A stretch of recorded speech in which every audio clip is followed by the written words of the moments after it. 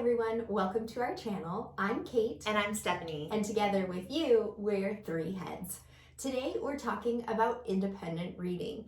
It's something that many of us brought with us to the profession. We love to read. We love to talk about what we're reading. We love to share what we're reading with others. We love to get book recommendations, all of that good stuff. And we think that we're going to bring that love with us to the classroom. And I think we all do. But that love is often met with hostility, indifference, apathy.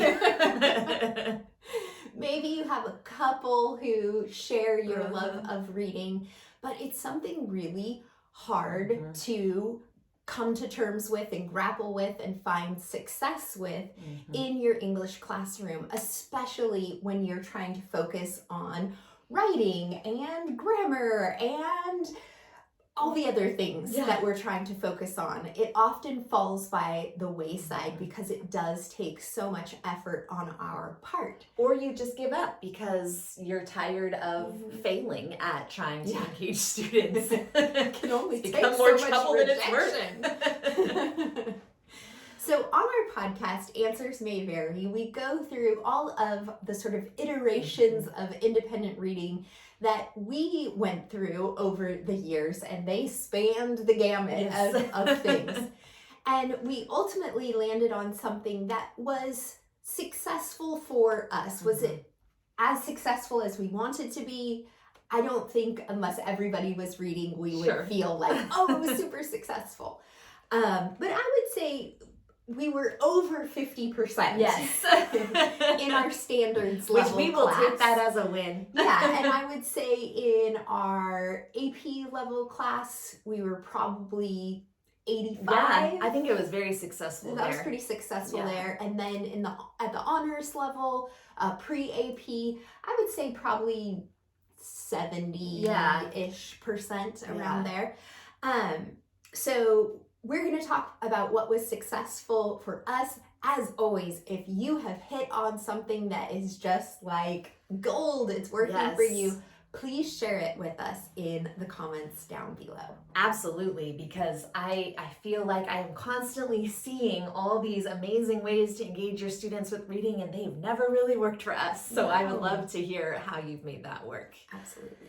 So what we landed on is we had our delayed start day. So we had, it was Wednesdays initially, changed to Mondays, where we already had shortened class periods. So we said, okay, we're going to set aside this day for reading, and we'll put on quiet music. We'll, tell everyone to put everything else away, and people will just read for the class period. And I think that what was good about that, it was relaxing. I liked it. Our honors students, that was their favorite part, I think, was that time to just read for fun and relax and enjoy. We got rid of all the you have to read from the AP required list or an at grade level book, and just said you just have to read. We want you to remember that reading can be fun and a way to de-stress and that sort of thing. And so what was great about that in our standard class too was that for the most part, I would say most students read something on that day. So even if they were on the same book all year, they were making some progress on that, which was great. And then for the accountability component, what we did is we had students submit a reading check-in form. And the way we handled that is, we'll talk in more detail, but we made it so that we were on a rotating system, kind of kept it small, the amount that we graded. And then finally on Fridays, we would do First Chapter Friday, which before the pandemic, we read the chapter aloud. During the pandemic and after, we started using Nearpod to play the audio and have students answer a couple questions. And that was a way that we were able to give more recommendations to students and just kind of create that reading culture. Because I think that's where we landed on, is that we want to show that reading is important and we value it, but we can't make it this huge piece of our curriculum. Absolutely. And that reading doesn't have to be for school, right? That you can read for fun, for your own enjoyment, and that we do that and that we want them to do that. Yeah, and we would read also a book of our own interest. It wasn't like we forced ourselves to read like YA or a classic or something. It was just, this is my reading time too, and I want to model that for you. For sure, for sure.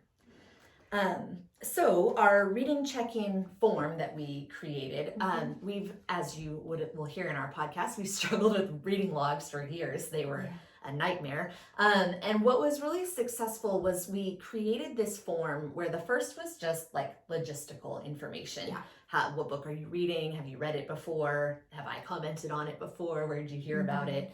And then the second page, or whatever, it was a Google Doc, so it would adjust. They chose 5 out of 12 questions, something like that. And they had to respond in 3 to 5 sentences, which I swear that was like the hardest part in standard level class, was getting those sentences. But it was, the questions weren't like summarize the book. It was much more, do you like this character? Why or why not?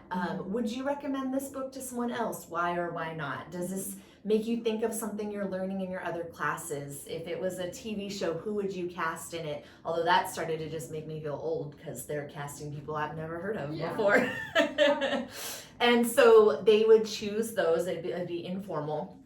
And then the idea was that they would submit it and we would provide feedback. So instead of just like giving it a rubric grade, I'm not gonna lie, end of the semester, you just got to crank those puppies out. But in theory, we would put comments on their document and answer their questions, ask them questions, comment on, oh, I like that too when that happens. Oh, you might like this book. And what we're really trying to do is make it more of a conversation between us and them about what they were reading. Yeah, if it was a book that I had read, I would say, oh, this is what I thought when that happened. Or if what they wrote reminded me of a book I had read, have you read? So I generally tried to read YA books while we were reading on Mondays so that I could sort of keep up with them a little bit. But it was definitely, I always told them it's supposed to be a conversation between the two of us. And I want to be able to have something to say back to you. So that means that first you need to give me context, because you can't assume I've read every book. So you have to give me some context. And then you also have to give me something that I could have something to say about. If what you write is so blah that there's there's nothing to say back to that, then we can't really engage. And that's going to affect your score, because that's showing me you're not putting much effort into this. Because I'm putting effort into, if it was a book I wasn't familiar with, I would go look it up, see what other people were saying about it, so I could sort of understand where they were coming from and not put too much responsibility on them. But because I was putting in effort, I wanted them to put a little effort in too. And those students who did, I looked forward to reading their check-ins. It was engaging. They would respond back to me, or they would talk to me about it in class. I really enjoyed it. Yeah, there were some, I think honors students in particular, I don't know that I ever had a standard level student really write that level of engaging responses, but I did every year. I had a couple that I looked forward to reading their reading check-in, because it was just, they really got that conversational tone. And some of them would just write at length about, I remember, I've never read The Green Mile, but let me tell you, I've read like 27 pages on it from one student who just really was sharing his thoughts and reactions and emotions. And I think it's kind of neat too, because we would do it so every student submitted one per grading period, and the first one really you end up more saying, hey, you didn't follow the directions, here's what you need to do next time. And for those students who get that and respond to it, like, they turn in some pretty good reading check-ins as the time goes by, and really have some insightful thoughts and things like that, which is kind of fun to read. And then those students who from grading period to grading period, so it's been 6 weeks and you're still doing the wrong thing, then it gets a lot easier to give the feedback. You're still not following the directions. Go back and see what I wrote on your previous check-in. But also, then that becomes you're choosing not to do this assignment correctly. And then it doesn't feel so bad to give them a low grade, because they're choosing not to engage with you. It also doesn't feel so bad to not give that individualized feedback because, you know, the students who really engaged, we would always try to provide that personalized feedback back. But for a student who's choosing not to participate, it's like, well, I had a copy paste comment I used for those. So you're still getting something, but I'm not going to spend my time trying to write 5 questions to ask you when you've said nothing. So, right. Yeah. And then it got even easier, I think, when we went online because our school had access to Sora, and so, which is an online like book checkout program. And so it was great because on Mondays, if they didn't have a book, cool, get out your Chromebook and open Sora. And I do think some kids found books they enjoyed from doing that. For sure. I preferred that. I did not like when students came into my class on Monday morning and made a beeline for the bookshelf and just grabbed anything and then told me they were reading it, that kind of stuff. That just really bothered me. For some reason, it did not bother me when they did that on Sora. But I think they tried to find something they liked more on Sora. I would agree with I don't that. think they were just randomly grabbing books. I do miss a little bit I was thinking of it when I was writing our blog of our most successful First Chapter Friday recommendations.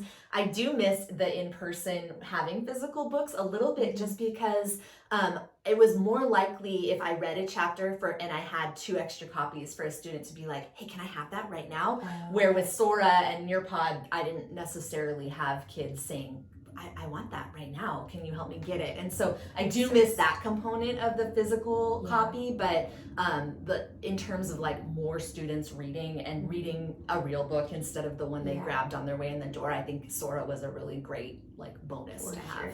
For sure. I had a massive classroom library, but there were always kids who were like, you don't have this book?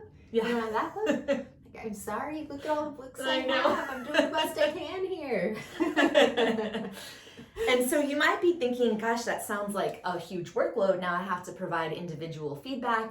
We're trying to find so many systems to get away from that. And so what we did, and we didn't want to make it a big workload for students either, because I think one thing we were noticing often when we were doing reading logs is that even the students who liked to read weren't doing a good job because they're like, I have no problem reading, but I don't want to write a 10-sentence summary of what I read this week. And that would have been me if I was my own student. I mean, I would have done it, but like, it's true, like that's not fun. And so we didn't want to put like a work burden on it. And so what we did is every grading period, we would divide our roster into however many weeks we had. I don't know, for having 6-week grading periods, it sure was they vary widely. It was 5, 7, like, and then we would just divide each class up, and there would be, you know, like A through whatever, and you know, there'd be about 5 to 8, I think was the worst one time when it was a short grading period. But we would just divide it so there were, you know, a handful of students from each class, so that way they all only have to submit 1 reading check-in, which they really liked once they finally got used to that system. And then that means I only have to put feedback on 5, and so it was a lot easier, I think, to keep up with for myself, and for just that feels a lot less onerous than having to go through every student's work every single week. For sure. And also we accepted late work, as many teachers do, but I would tell them if you submit it late, there's no guarantee that you're going to get comments on it. So keep that in mind. Yeah, and so that ends up being a helpful way to kind of manage that grading load and to be able to have those conversations with students. Yeah, and I found I'm a grading procrastinator. When I was most successful with it was when I was trying to turn them around as quickly as possible. Yeah. If I let a week or 2 weeks stack up, then it got a lot easier to just keep pushing them off. But when I was doing it like, okay, I'm going to do it this weekend, or I'm going to do it these days after you turn it in, then it became a lot more a lot easier to keep on top of. She did so good. She used to get to the end of every semester and have buckets of work to grade, and she learned she was turning those around within a week or 2. I was so proud of her. I tried.